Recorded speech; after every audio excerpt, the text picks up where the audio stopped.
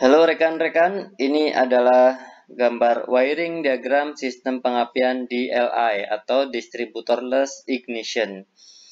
Oke, di sebelah kiri di sini ada sensor-sensor, kemudian di sini ada ECU, kemudian di sini ada power transistor dan bagian sini ada coil dan sebelah sini ada busi.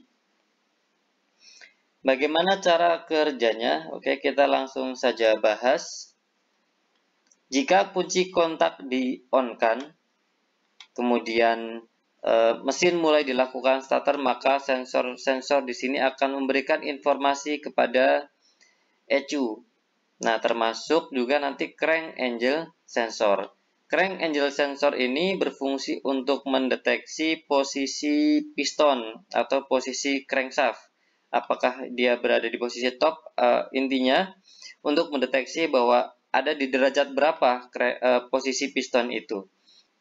Jika derajat engkol dideteksi berada pada 75 derajat sebelum TMA, maka transistor akan off.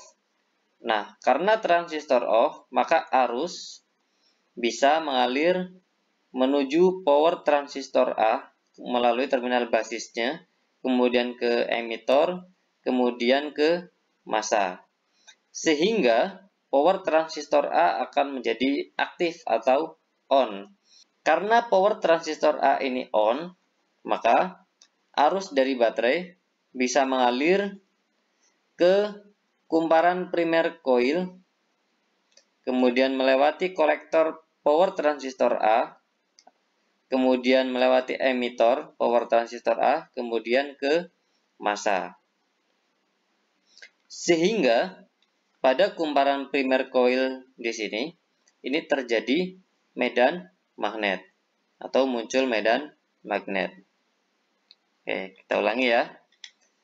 Karena transistor ini off, sehingga arus bisa mengalir ke basis transistor power transistor A, kemudian ke emitor, kemudian ke massa, sehingga power transistor A menjadi aktif.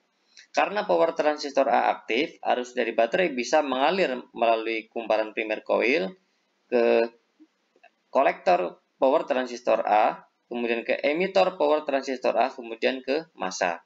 Sehingga terjadi kemagnetan pada kumparan primer coil. Kemudian piston terus bergerak naik sampai pada 5 derajat sebelum TMA.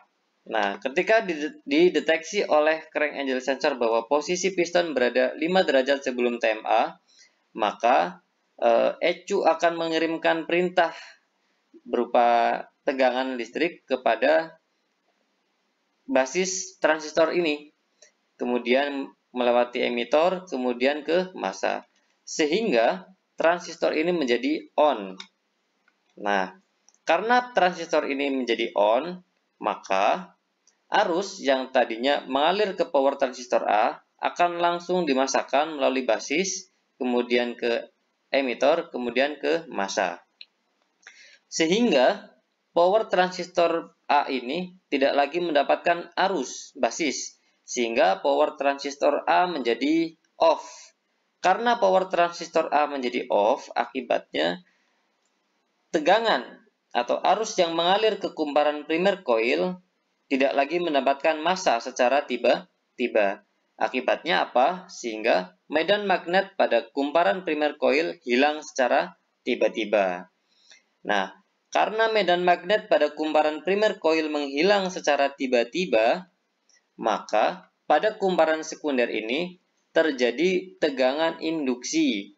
Nah, tegangan induksi di sini muncul karena adanya perubahan garis-garis gaya magnet karena hilangnya garis-garis gaya magnet pada kumparan primer.